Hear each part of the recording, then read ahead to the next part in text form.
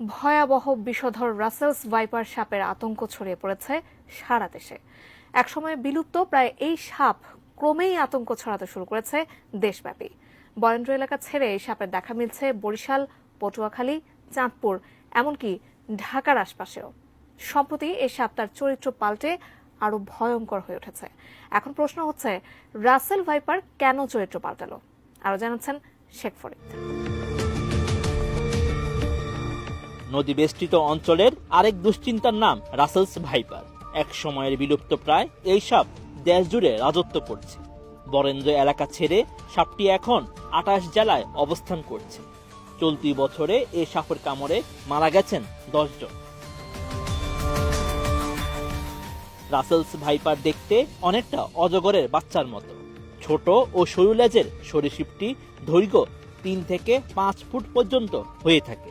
অনেকটা চাঁদের মতো গাঢ় বাদামি গোল গোল দাগ। দৈহিক এই বৈশিষ্ট্যের কারণে শুকনো পাতা বা ধান ক্ষেতের মধ্যে খুব সহজেই লুকিয়ে রাখতে পারে নিজেকে।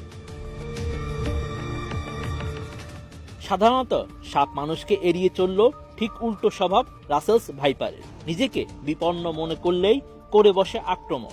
এই ক্ষেত্রে এটি এত ক্ষিপ্র যে ১ সেকেন্ডের ১৬ ভাগের ১ ভাগ সময়ে শেষ করতে পারে পুরো প্রক্রিয়া।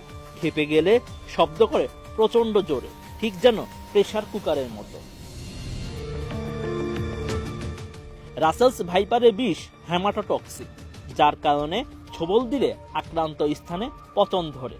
ছোবলে ৫ মিনিটের মধ্যে ফুলে যায় ক্ষত স্থান। এর বিষ নষ্ট করে দিতে পারে ফুসফুস, কিডনি সহ বিভিন্ন অঙ্গ প্রত্যঙ্গ। গর্ভধারণ শেষে স্ত্রী রাসেলস ভাইপার সাধারণত ২০ থেকে ৪০টি বাচ্চা দেয়, তবে ৮০টি পর্যন্ত বাচ্চা দেওয়ার রেকর্ডও আছে। একদিকে উচ্চ প্রজনন ক্ষমতা, অন্যদিকে বেজি, গুইসাপ সহ প্রকৃতি থেকে সাপের শত্রু বিলীন হয়ে যাওয়া। আর ইঁদুর, ব্যাঙ রাসেলস ভাইপারের প্রিয় খাবার, যা ফসলের খেতে থাকে। ফলে ওইসব জায়গায় সাপের পর্যাপ্ত খাবারের উপস্থিতি থাকায় বাড়ছে রাসেলস ভাইপার।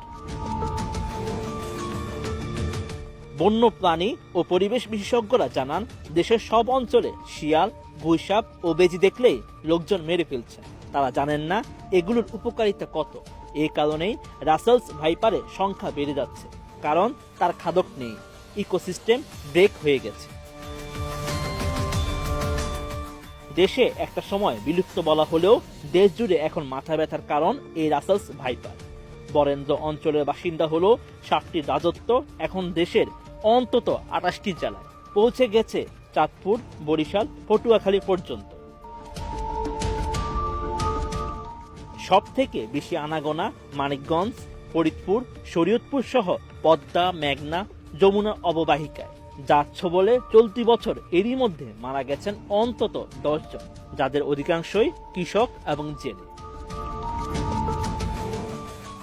এছাড়া দেশে বছরে ৪ লাখেরও বেশি মানুষকে সাপে কাটে, যার মধ্যে ৭,০০০-এর বেশি মানুষের মৃত্যু হয়। Sheikh Farid, ATN news.